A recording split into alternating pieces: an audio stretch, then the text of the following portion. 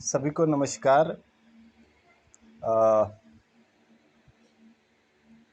आज जो हमने ये एक छोटा सा सेशन रखा है रूमेटॉइड आर्थराइटिस के विषय में। इसके पीछे दो तीन वजह ये थी कि पहला तो सबसे पहले ये कि 2022 में भी हमने रूमेटॉइड आर्थराइटिस के विषय में बहुत सारी बातें करी थी। 2022 में जितने लोग भी हमारे साथ ऑनलाइन सेशन में जुड़े हुए थे, अधिकारी साहब थे, झूमर मैम थी, बहुत सारे लोग थे। तो उस समय भी हमने डिस्कस करी थी, लेकिन तब से लेके अभी तक बहुत सारे चेंजेस आ गए हैं। तो उन चेंजेस के विषय में भी डिस्कस करना बहुत ज़रूरी था। और साथ ही साथ पिछले कई दिनों से कुछ लोगों की क्वेरीज भी आ रही थी कि सर आरए के पेशेंट है, ट्रीटमेंट दे रहे हैं, आराम तो आ रहा है लेकिन ठीक नहीं हो रहा है, तो इसके पीछे क्या कारण हो सकता है। तो इस चीज़ को सोच करके कल दोपहर में ही मैंने सोचा था कि सेशन करते हैं। लेकिन हमारे यहाँ अभी पता नहीं, बिहार का आपको पता ही है हाल कैसा रहता है। ठीक है तो बहुत अच्छा है, नहीं है तो बिल्कुल नहीं है। तो इधर पावर कट की समस्या के कारण थोड़ा मतलब नेटवर्क का भी प्रॉब्लम हो जाता है। और जगहों पे क्या होता है, कभी पावर कट होता है तो ऑटोमेटिक जनरेटर होता है और उससे वो टावर चलते रहता है, जिससे कि नेटवर्क की प्रॉब्लम नहीं होती है। हमारे यहाँ तो टावर भी है, टावर के साथ साथ जनरेटर भी है, जनरेटर में डीजल भी है, लेकिन एन चलाने के वक्त पे डीजल ख़त्म हो जाता है। तो ऐसी ऐसी बहुत सारी चीज़ें रहती है। रहने दीजिए, उन सब चीज़ों के विषय में बात करके कोई लाभ प्राप्त नहीं होने वाला है। रूमेटॉइड आर्थराइटिस के विषय में बात करने से पहले मैं एक दो लोगों से कुछ पूछना चाहता हूँ। जैसे सबसे पहले अधिकारी साहब, आपने भी काफ़ी सारे रूमेटॉइड आर्थराइटिस के पेशेंट देखे होंगे। सिम्टम्स के बारे में या कॉज के बारे में या ट्रीटमेंट के बारे में, रूमेटॉइड आर्थराइटिस को लेकर आपका पर्सनली क्या एक्सपीरियंस है, थोड़ा मैं जानना चाहूँगा।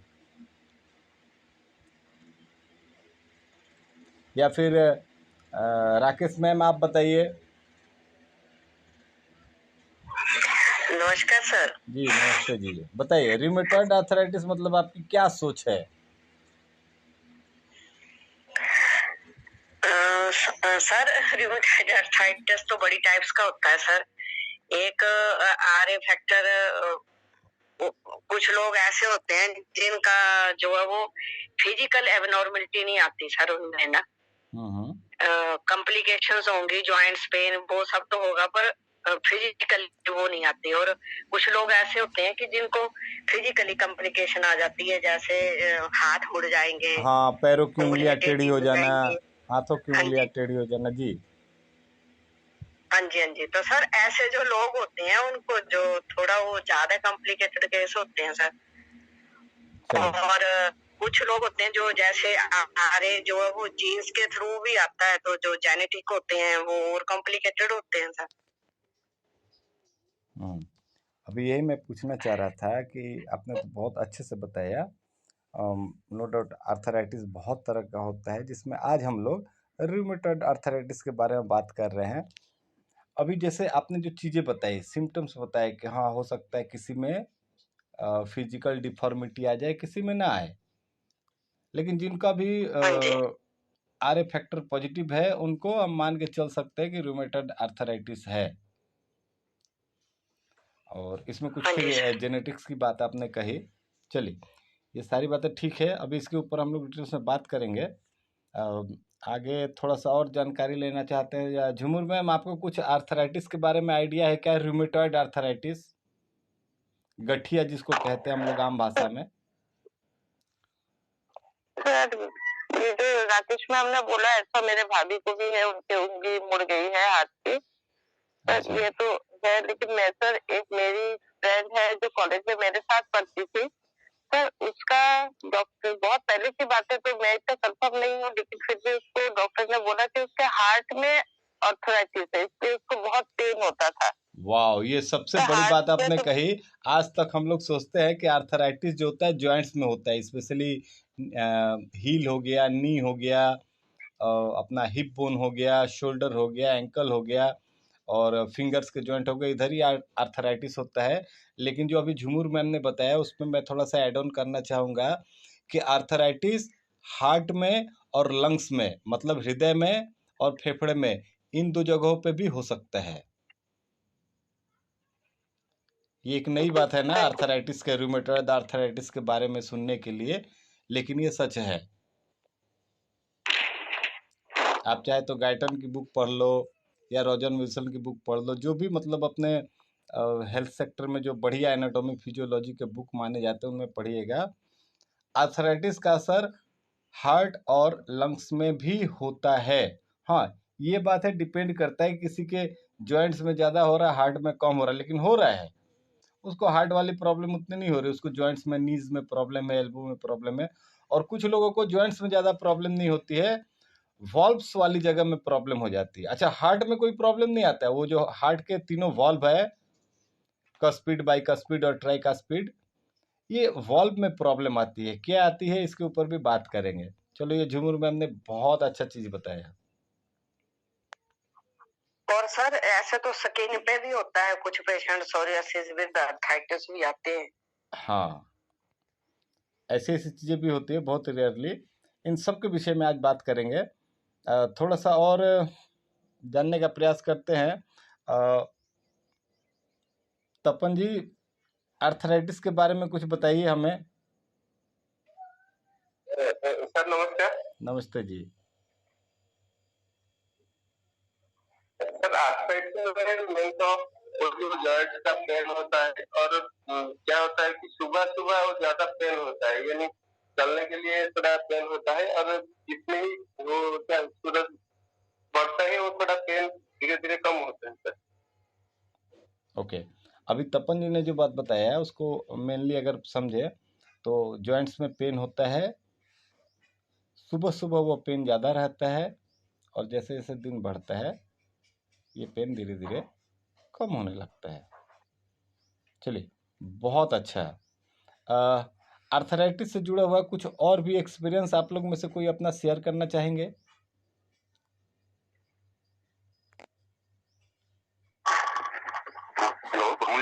जी महेंद्र जी। अधिकारी साहब एक मिनट रुकिए, महेंद्र जी से बात कर लेते फिर नेक्स्ट आपसे बात करेंगे। जी महेंद्र जी बताइए। आर्थराइटिस के पेशेंट में मोस्टली देखा जाता है कि उनको यूडीएफ ज्यादा आता है। बिल्कुल, यूडीएफ वाले पेशेंट्स को आर्थराइटिस मेनली हो जाता है। मैंने देखा है कि जिनको आर्थराइटिस के पेशेंट आते हैं उनमें यूडीएफ की प्रॉब्लम रहती है, बचपन से ही उनको यूडीएफ रहता है और धीरे धीरे उन्हें प्रॉब्लम स्टार्ट हो जाती है। जी बिल्कुल। जी। इसमें थोड़ा सा मैं ऐड ऑन करना चाहूँगा। ऐसा जरूरी नहीं कि जितने लोगों को भी यूडीएफ आता है उनको आर्थराइटिस हो जाए, लेकिन हाँ, जितने लोगों को भी आर्थराइटिस की प्रॉब्लम है उनको यूडीएफ आता है। क्लास 9th में या 10th में, मेरे को ठीक से ध्यान नहीं आ रहा है, जब रसायन शास्त्र केमिस्ट्री स्टार्ट होता है 9th में शायद या 7th में, ऐसे कुछ, तो उसमें एक चैप्टर था एसिड और अल्कलाइन का और बेस का। ये तीन चीज़ होती है, एसिड, अल्कलाइन, बेस। एसिड एक अलग चीज़ है, अल्कलाइन और बेस जो है उसका ऑपोजिट है। लेकिन ये आइडेंटिफाई करना बहुत मुश्किल है कि कौन सा बेस है और कौन सा अल्कली है। तो उसके लिए हिंदी में हमें एक फॉर्मूला बताया जाता था कि सभी क्षार भस्म है, लेकिन सभी भस्म क्षार नहीं है। Means all alkali is base but not all base is alkali. तो उसका फॉर्मूला क्या था, जो भी वो बेस होता है भस्म, जिसको कि हम वाटर में डिसॉल्व कर सकते हैं तो वो अल्कलाई है, और जिसको डिसॉल्व नहीं कर सकते वो बेस है। तो सेम वैसा ही बात है कि सभी आर्थराइटिस वाले पेशेंट को यूडीएफ आता है, लेकिन जितने लोगों को यूडीएफ आता है जरूरी नहीं है कि सबको आर्थराइटिस हो ही गया है। तो ये एक बहुत बड़ी बात है। यूडीएफ आने का मतलब ये नहीं है कि आर्थराइटिस होगा ही होगा, लेकिन हाँ, आर्थराइटिस होने का मतलब है कि यूडीएफ होगा ही होगा। चलिए, बहुत अच्छा लगा, बहुत विशेष बातें आपने बताई। थोड़ा सा आगे बढ़ते हैं। शायद वीरेंद्र जीत जी, आप भी कुछ कहना चाह रहे थे, एक बार अनम्यूट हो जाइए। जी सर। जी बताइए आर्थराइटिस के। सर प्रणाम, बहुत बहुत। सर ये जो रूमेटॉइड आर्थराइटिस है, ये ऑटोइम्यून डिसऑर्डर भी इसको कह सकते हैं जी? बिल्कुल, आर्थराइटिस कोई भी बीमारी के लास्ट में ITIS है तो वो इन्फ्लेमेटरी या ऑटोइम्यून डिसऑर्डर तो है ही है। जी जी जी, बिकॉज इसमें भी इन्फ्लेमेशन और पेन रहता है। बिल्कुल, जॉइंट्स स्टिफ हो जाते हैं और जो फिंगर्स हैं वो थोड़ी सी मुड़ जाती हैं और थोड़ा इस तरीके से मतलब रहता है जी, स्मॉल जॉइंट्स में इन्फ्लेमेशन आ जाता है। बिल्कुल। जी जी जी। तो उसको ठीक करने के लिए हम लोग क्या क्या कर सकते हैं? सर उसको ठीक करने के लिए तो ऑटोइम्यून डिसऑर्डर है तो आई थिंक एसिड ट्रीटमेंट देना पड़ेगा। एसिड ट्रीटमेंट हो गया, इन्फ्लेमेशन ट्रीटमेंट हो गया, मतलब कोई भी ऐसा ट्रीटमेंट जिसमें इन्फ्लेमेशन हो गया, एसिड हो गया। हाँ, ऐसा कोई भी फॉर्मूला जिसके लास्ट में ADR आता हो वो हम लोग को यूज करना चाहिए। बिल्कुल जी सर, जी सर। बहुत अच्छी बात। चलिए थोड़ा सा कुछ मैं अपना एक्सपीरियंस शेयर करता हूँ। अगर आर्थराइटिस के बारे में बात करें तो मेनली बेसिकली 2 तरह के आर्थराइटिस का नाम हमें सुनने को मिलता है। पहला हो गया ऑस्टियोआर्थराइटिस, दूसरा हो गया रूमेटॉइड आर्थराइटिस। अच्छा, हमने बहुत सारे किताबों में, न्यूरोथेरेपी के बुक में भी और अदर एनाटॉमी फिजियोलॉजी के बुक में भी पढ़ रखा है एक बात जो पूरी दुनिया में सही है कि ऑस्टियोआर्थराइटिस जो है, ऑस्टियो मीन्स हड्डी, आर्थराइटिस मतलब संधिवात, मतलब हड्डियों के कहीं जॉइंट पे इन्फ्लामेशन हो जाना, दैट इज कॉल्ड आर्थराइटिस। तो एक होता है ऑस्टियोआर्थराइटिस, मतलब किसी एक खास हड्डी के जॉइंट पे इन्फ्लामेशन हो गया तो वो हो गया ऑस्टियोआर्थराइटिस, और ये बेसिकली घुटने में ही होता है। अच्छा, दूसरा हो गया रूमेटॉइड आर्थराइटिस, ये किधर भी हो सकता है, किसी भी जॉइंट में हो सकता है, इवन जॉइंट्स में नहीं, स्किन में, हमारे बॉडी के बहुत सारे ऑर्गन्स में, हार्ट में, लंग्स में, यहाँ भी हो सकता है। अब सपोज एक बंदे को रूमेटॉइड आर्थराइटिस है, वो एक्सरे लेके आया है और रिपोर्ट्स में लिखा हुआ है कि उसको रूमेटॉइड आर्थराइटिस है, लेकिन कहीं भी पेन दूसरी जगह नहीं है, सिर्फ घुटने में है। अभी रिपोर्ट्स में तो भले कुछ भी लिखा गया है, आप मान लीजिए आपने रिपोर्ट्स देखा और एक्सरे वगैरह देखा कि बस जो प्रॉब्लम है वो घुटने में ही है और तो किधर है नहीं, तो अभी एक कंफ्यूजन क्रिएट होता है। चलो डॉक्टर ने लिख के दे दिया लैब वाला ने कि इनको रूमेटॉइड आर्थराइटिस है, हमने यूरिक एसिड देखा नॉर्मल है, RA फैक्टर देखा नॉर्मल है, फिर डाउट होता है ना कि रूमेटॉइड आर्थराइटिस कैसे होगा, ये तो ऑस्टियोआर्थराइटिस है।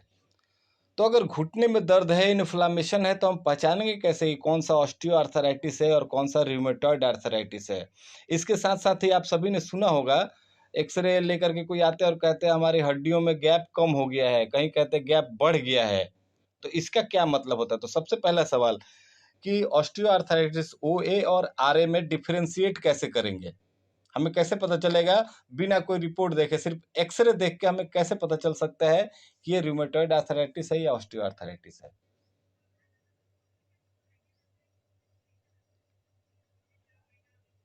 या चलो किसी के पास एक्सरे रिपोर्ट नहीं है, वो सिर्फ आके इतना बताते हैं कि हाँ डॉक्टर कहते हैं कि मेरा गैप जो है वो कम हो गया है या मेरा गैप जो है वो बढ़ गया है, बस इतना ही जानकारी है आपके पास, ना तो एक्सरे है ना तो कोई रिपोर्ट है, फिर भी हम बस 1 सेकंड में जान सकते हैं कि ये रूमेटॉइड आर्थराइटिस है या ऑस्टियोआर्थराइटिस है। अभी मेरे ख्याल से आपने सभी ने दिमाग में बहुत जोर लगा लिया होगा, तो अगर कोई जवाब है तो बताइए, नहीं तो मैं तो फिर बताऊंगा ही। सर घुटने का ऑस्टियोआर्थराइटिस है तो उसमें जो सिनोवियल मेम्ब्रेन है वो हो जाती है ना।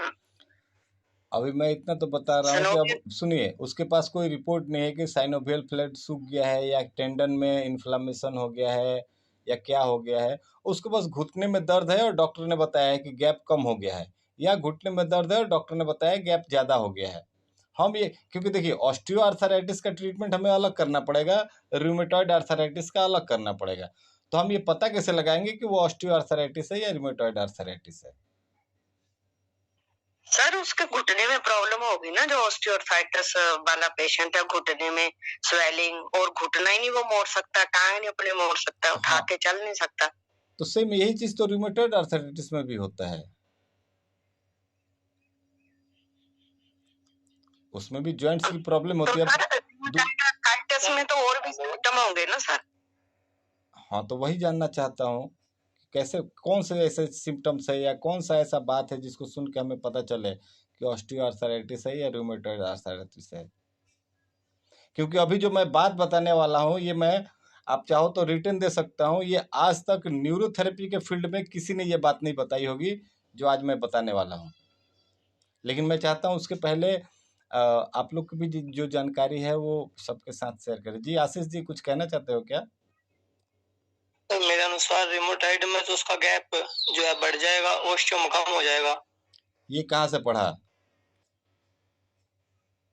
क्योंकि ओस्टियो में तो सर वो घिसेगी ना उसकी।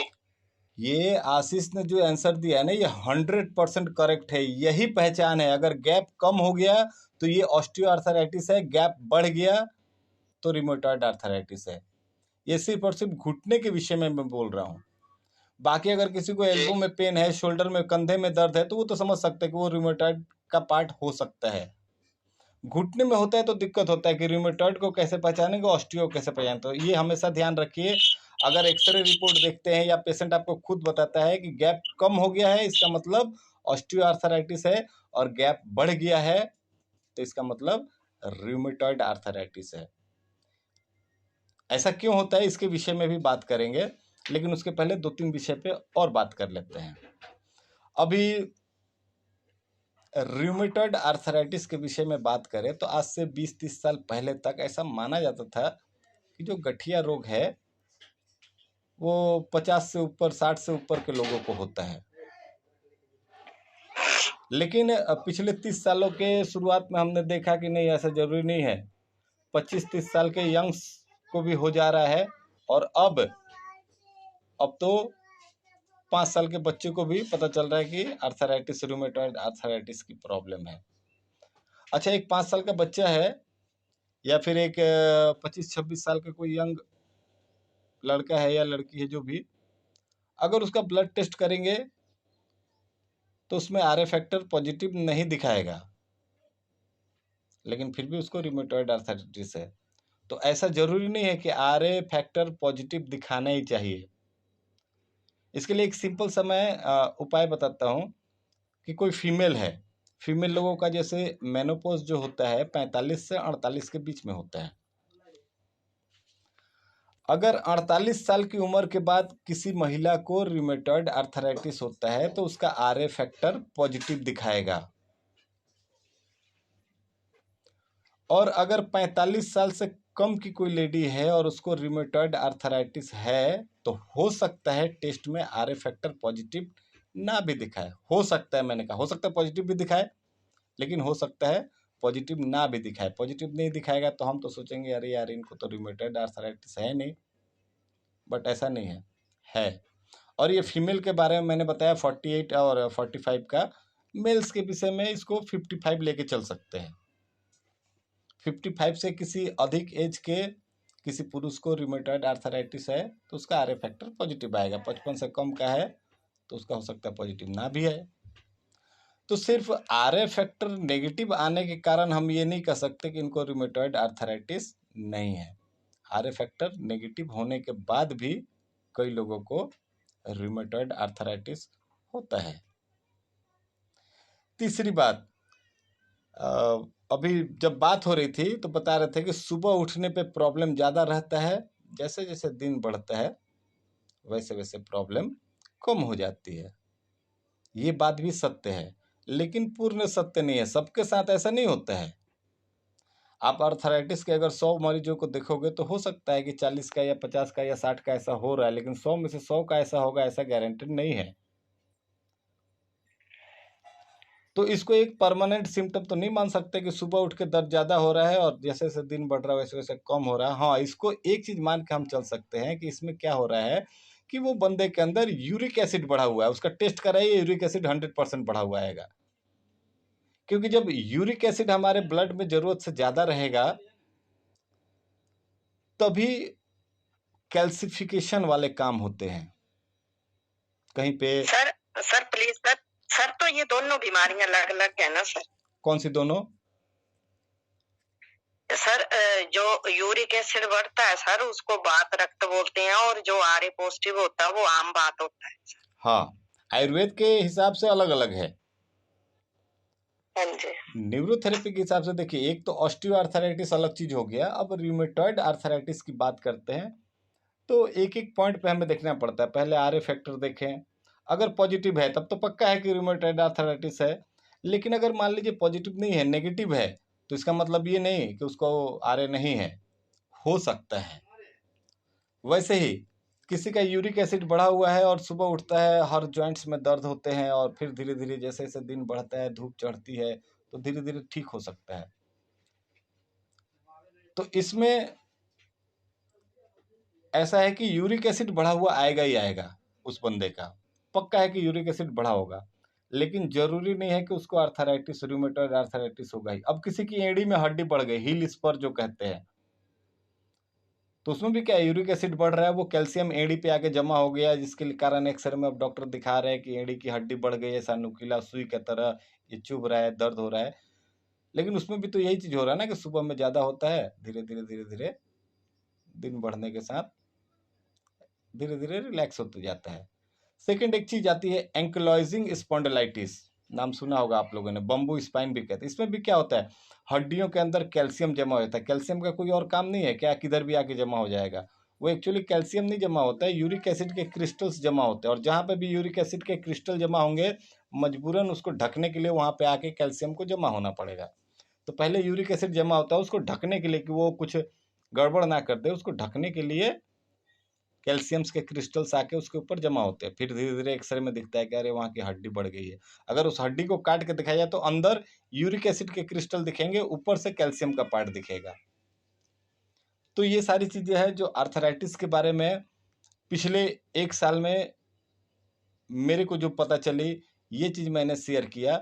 अभी कॉज के ऊपर आते हैं कि आखिर किसी को रूमेटॉइड आर्थराइटिस होता क्यों है। तो इसके भी बहुत सारे कारण हैं। एक मिनट होल्ड कीजिए बाबू, अभी रख दो, बाद में हम डाल देंगे जब भर के लिए। अब कारण के बारे में बात करें तो दो तरह के कारण होते हैं। पहला कारण सुन के शायद आप लोग चौंक जाओगे, रूमेटॉइड आर्थराइटिस किसी एक्सीडेंट या चोट की वजह से भी हो सकता है।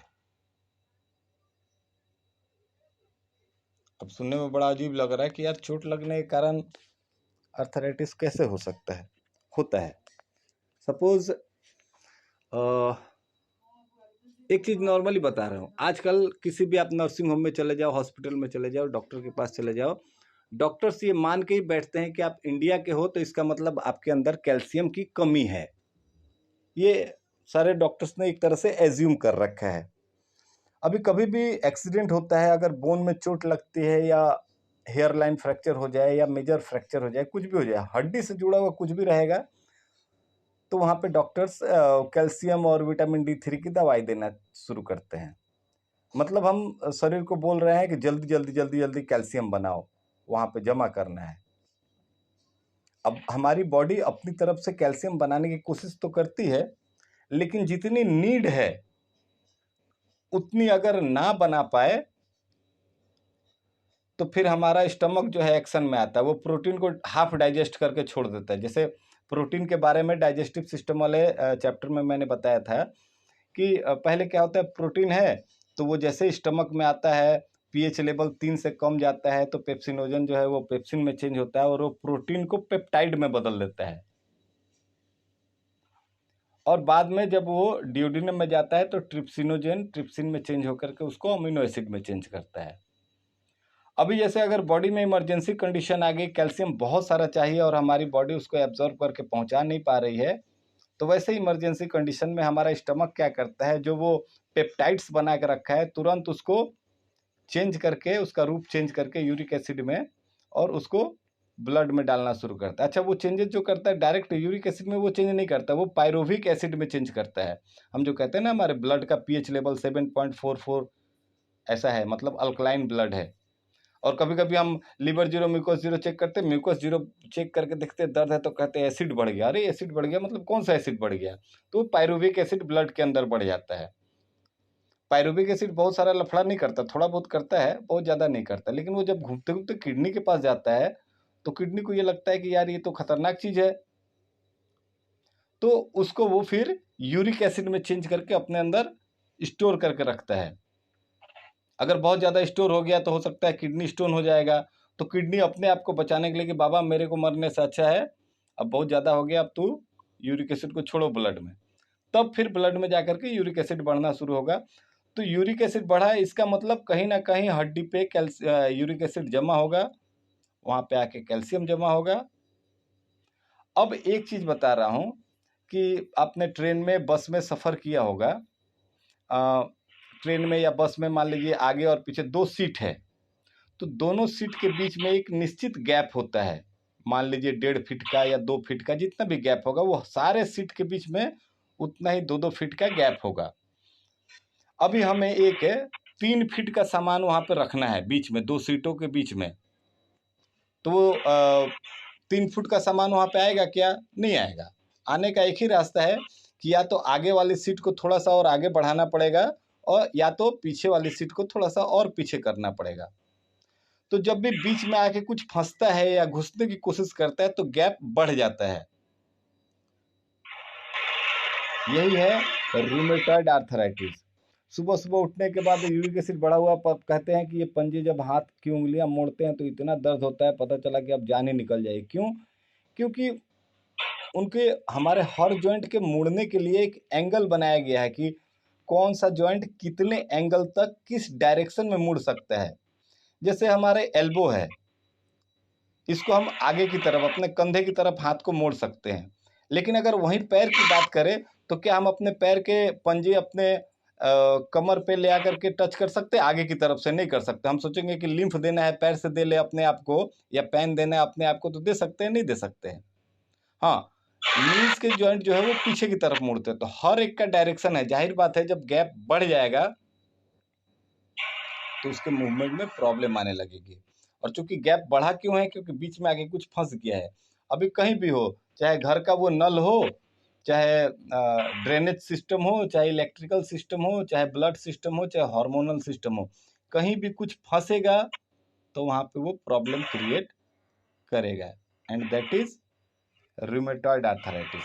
तो चोट लगने के कारण भी हो सकता है, क्योंकि हम जबरदस्ती बॉडी को मतलब प्रेशर डाल रहे हैं कि जल्दी जल्दी वहाँ पे क्रिस्टल्स डिपॉजिट करो। अगर भरपूर मात्रा में कैल्शियम नहीं मिलता है तो वो यूरिक एसिड के क्रिस्टल्स डिपॉजिट करना शुरू कर देता है। तो इसके कारण भी रूमेटॉइड आर्थराइटिस हो सकता है। अब हमारे पास आते हैं पेशेंट, तो हम क्या करते हैं, अच्छा रूमेटॉइड आर्थराइटिस, ओके ओके, गुरुजी ने बताया था कि ये सारा लोचा जो है पीनियल ग्लैंड का है, इसका मतलब न्यू स्टार मॉडिफाइड फार्मूला देना शुरू करो। अरे बाबा, न्यू स्टार फार्मूला देने से पहले तो सोचो वो हुआ क्यों है। अगर वो चोट लगने के कारण हुआ है तो पहले हमें इंजरी ट्रीटमेंट देना पड़ेगा। आप लोगों में से जितने भी फेलोशिप ग्रुप के हैं, आपने देखा होगा वहाँ पे मैंने आज सुबह सुबह सेशन प्रारंभ होने के पहले इंजरी ट्रीटमेंट भी भेजा है और न्यू स्टार मॉडिफाइड ट्रीटमेंट भी भेजा है। तो अगर इंजरी के कारण किसी को रूमेटॉइड आर्थराइटिस हुआ है तो हमें पहले इंजरी ट्रीटमेंट देना पड़ेगा, उसके बाद न्यू स्टार मॉडिफाइड देना पड़ेगा। और हाँ, यहाँ पे एक छोटा सा चेंजेज है, जो इंजरी ट्रीटमेंट मैंने भेजा है वही वाला देना है जो पुराना गुरुजी वाला है। नया वाला जो एडवांस इंजरी है ना, जिसमें पेन मिलाया गया है, 2 पेन, 8 पेन, 18 पेन, वो नहीं देना है। पेन वाला नहीं देना है, वो gall liver, chest only gall liver, thymus gall liver, thymus, वो वाला देना है। और उसमें कहीं भी लास्ट में थायराइड का या पैरा पॉइंट का ये सब का यूज़ नहीं करना है। जो ओरिजिनली इंजरी ट्रीटमेंट है वही देना है, और उसके बाद 1-1.5 मिनट रुक करके फिर न्यू स्टार मॉडिफाइड देना है। न्यू स्टार मॉडिफाइड तो आर्थराइटिस, रूमेटॉइड आर्थराइटिस का एक बेसिक ट्रीटमेंट है, ये देना ही पड़ेगा। लेकिन सिर्फ ये देने से काम नहीं चलेगा, इसके पहले भी कुछ देना पड़ेगा। तो पहला चीज़ तो ये हो गया, अगर इंजरी के कारण है तो हमें इंजरी ट्रीटमेंट देना पड़ेगा, उसके बाद न्यू स्टार मॉडिफाइड ऐड करना पड़ेगा। दूसरे कंडीशन में आते हैं कि ये अक्सर जिनको कोई ऑटो इम्यून डिसऑर्डर है, ऑटो इम्यून डिसऑर्डर कौन कौन से हो सकते हैं? ये क्रोन्स सिंड्रोम होता है, और मतलब बहुत सारे ऑटो इम्यून डिसऑर्डर है। अपना वेद में, चौथे वेद में आप अगर ऑटो इम्यून वाला सेक्टर खोलेंगे तो उसमें बहुत सारे ऑटो इम्यून डिसऑर्डर हैं, लगभग 15-16 हैं। लेकिन हाँ, वो कॉमन देखने को नहीं मिलते हैं, बहुत रेयरली होते हैं। तो किसी को ऑटो इम्यून डिसऑर्डर है तो उसको भी आगे चल के आर्थराइटिस होने की संभावना हो सकती है।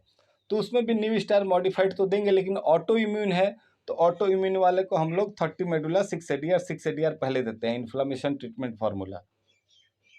किसी भी तरह के ऑटो इम्यून में या किसी भी तरह के इन्फ्लामेटरी डिसऑर्डर में तो हम लोग 30 मेडुला 6 ADR देने के बाद न्यू स्टार मॉडिफाइड देंगे। ठीक है। ऑटो इम्यून के अलावा ये जैसे यूरिक एसिड बढ़ने के कारण भी हो सकता है, तो हम न्यू स्टार मॉडिफाइड के पहले एसिड ट्रीटमेंट देंगे। एसिड ट्रीटमेंट कौन सा वाला है? एडीआर वाला। एडीआर वाला एसिड ट्रीटमेंट दे करके उसके बाद न्यू स्टार मॉडिफाइड देंगे। तो ये एक कॉमन जनरल बात हो गई। अब इसमें अलग अलग सिम्टम्स देखने को मिलेंगे। हो सकता है किसी आर्थराइटिस वाले को हर रोज ही यूडीएफ आता हो, किसी किसी आर्थराइटिस वाले पेशेंट में ऐसा भी होता है कि हर 1 दिन 2 दिन के बाद उनको मोशन जाना पड़ता है, मतलब हमें देख के लगता है कॉन्स्टिपेशन है, और फिर हफ्ते में 1 दिन ऐसा होता है कि पूरे 12 घंटे के लिए लूज मोशन होने लगता है। तो कॉन्स्टिपेशन होना, उसके बाद अचानक से लूज मोशन हो जाना, ये भी एक कारण हो सकता है यूडीएफ का। तो अगर ऐसा भी होता है तो उसको हम यूडीएफ मान के ही चलेंगे। तो ऐसे पेशेंट को हमें यूडीएफ ट्रीटमेंट भी देना पड़ेगा। अब अपनी सहूलियत के हिसाब से देख सकते हैं कि अगर वो सुबह शाम 2 बार आ सकते हैं ट्रीटमेंट लेने के लिए, तो सुबह में न्यू स्टार मॉडिफाइड, उसके साथ जो भी ऐड करना है अपने हिसाब से तीनों में से आप ऐड कर लो, और शाम के टाइम में एडवांस यूडीएफ फार्मूला दीजिए, जिसमें ऑक्सीजन ट्रीटमेंट आता है, पी हेपरिन आता है, किडनी क्लियर आता है, सब क्लेवियन, टाइलिन, बहुत सारे पॉइंट आते हैं। देखने में बहुत लंबा ट्रीटमेंट है, लेकिन ट्रीटमेंट देने में 25-27 मिनट लगता है। अच्छा, अगर सुबह शाम नहीं आ सकते हैं तो उनको बोलिए थोड़ा टाइम निकाल के आइए, और अगर एक बार ट्रीटमेंट के 200 रुपये देते तो बोलिए 2 बार ट्रीटमेंट देना पड़ेगा, मैं रोज के 400 रुपये लूँगा या 400 रुपये लूँगी। एक बार उनको ट्रीटमेंट दीजिए, 20 मिनट आधे घंटे बैठाइए, फिर यूडीएफ दीजिए और फिर उनको घर भेज दीजिए। अगर ऐसा भी नहीं कर सकते हैं, कहते हैं कि नहीं मैं एक बार ही ट्रीटमेंट ले सकता हूँ, इससे ज़्यादा नहीं, तो जैसे हफ्ते में हम मान लीजिए 6 दिन ट्रीटमेंट देते हैं, तो 2 दिन न्यू स्टार मॉडिफाइड के साथ जो ऐड करके देना है, 2 दिन ये दीजिए जो अपना बेसिक ट्रीटमेंट है, और 1 दिन यूडीएफ दीजिए। फिर 2 दिन वो पहले वाला न्यू स्टार मॉडिफाइड वाला दीजिए और 1 दिन यूडीएफ दीजिए। मतलब 6 दिन में 2 दिन आपको यूडीएफ देना है, बाकी 4 दिन वो न्यू स्टार मॉडिफाइड वाला फॉर्मूला यूज़ करना है। अब न्यू स्टार मॉडिफाइड यूज़ करने के पहले देख लेना है, इंजरी के कारण है तो इंजरी ट्रीटमेंट देना है, यूरिक एसिड बढ़ा हुआ है तो एसिड ट्रीटमेंट देना है एडीआर वाला, और किसी ऑटो इम्यून या इन्फ्लामेटरी डिसऑर्डर के कारण है तो हमें 30 मेडुला 6 ADR देना है। ये हो गया एक ट्रीटमेंट जो हम लोग क्लिनिक पे कर सकते हैं। इसके अलावा कुछ पॉइंट्स हैं जो हमें उन्हें घर में भी सिखाना पड़ेगा। देखिए, रूमेटॉइड आर्थराइटिस हम लोग मान के चलते हैं कि ये एसिडोसिस की बीमारी है। ये एक्चुअली बहुत पिकुलियर भी, बहुत अजीब तरह की बीमारी है, इसीलिए एलोपैथी अभी इसको पूरी तरीके से समझ नहीं पाया है। इसमें होता क्या है कि ब्लड के अंदर एसिड का लेवल बढ़ा हुआ है, जबकि स्टमक के अंदर एसिड का लेवल कम है। ये उल्टा हो गया, स्टमक में एसिड ज़्यादा चाहिए तो स्टमक में कम हो गया है, ब्लड में एसिड कम चाहिए क्योंकि ब्लड जो है अल्कलाइन है, लेकिन ब्लड में एसिड बढ़ गया है। इसीलिए इस पर कोई दवाई कारगर नहीं होती है। हमें भी बहुत सोच समझ के रूट कॉज में जा करके ट्रीटमेंट करना पड़ेगा, तभी हम कह सकते हैं कि हाँ मैंने रूमेटॉइड आर्थराइटिस को ठीक किया। ऐसे नॉर्मली क्या होता है, लोग 2 फिंगर एनएनएस देते हैं, उसके साथ नॉर्मल अजय नॉर्मल दे दिया और चलो न्यू स्टार मॉडिफाइड दे दिया, तो ठीक है, न्यू स्टार मॉडिफाइड जो आर्थराइटिस के सिम्टम्स है उसको कम करने की कोशिश करेगा, ठीक नहीं कर पाएगा, क्योंकि उसका मतलब होने का जो मेन कारण है वो हमें जब तक नहीं समझ में आएगा और उसके लिए जब तक हम लोग उपचार नहीं करेंगे तब तक पूरी तरह से क्यूरेबल नहीं हो सकता है। इसलिए इसको सही तरीके से बीमारी को समझना आवश्यक है। अच्छा, एक चीज़ और बताता हूँ, अभी 7:39 हो गए हैं, हो सकता है अभी 1-1.5 मिनट में सेशन समाप्त हो जाएगा। तो अभी का सेशन फिर से हम लोग रीस्टार्ट नहीं करेंगे। शाम को फेलोशिप ग्रुप के लिए एक हम लोग क्वेरी सेशन रखेंगे, लगभग थोड़ा आज लेट हो सकता है, मतलब कोशिश करेंगे 9 बजे हो जाए, 9 बजे नहीं भी हो मतलब 9:30 से 10 के बीच में आज का टाइमिंग थोड़ा रखेंगे क्वेरी सेशन का। तो शाम को एक बार मिलेंगे हम लोग क्वेरी सेशन को लेकर के। और अभी जो हमने रिमेटॉइड आर्थराइटिस के विषय में बात करी, ट्रीटमेंट करते समय, उपचार करते समय इन चीज़ों को अगर आप सभी लोग फॉलो करते हैं, रूट कॉज समझने का प्रयास करते हैं, तो मेरे को लगता है, लोग कहते हैं रूमेटॉइड आर्थराइटिस ठीक नहीं हो सकता है। अगर रूट कॉज के हिसाब से आपने काम करा तो कितना भी पुराना से पुराना रूमेटॉइड आर्थराइटिस क्यों ना हो, हम 90 दिन के अंदर उसको पूरी तरीके से क्योर कर सकते हैं। लेकिन हाँ, इसके साथ साथ उपचार के साथ साथ थोड़ा सा डेली लाइफ स्टाइल जो है अपना